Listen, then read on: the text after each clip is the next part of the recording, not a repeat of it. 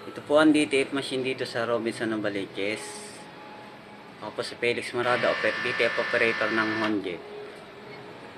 Araw-araw naman ito nagagamit. At may 67 meters kaming nairan as of this week. Ito po ang heads. Ito po ang capping. 80% naman good pa naman po ang last na napalitan ng heads nito is yung last year po ng October 2023 pa po. Head clean tayo. Head clean.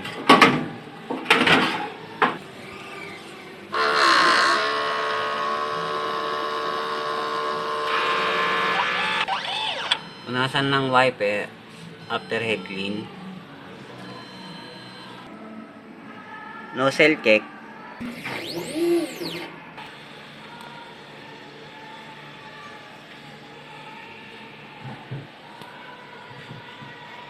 Ang ink system ay tama lang. Using tank na linis every Friday. Use ink. Ito naman po ang use ink. Film. Powder. Ito naman po ang daily workload. Inventory.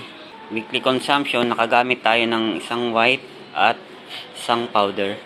Ito naman po yung QR ng powder, yellow, black, magenta, cleaning solution, cyan, 30 cm film, at white ink.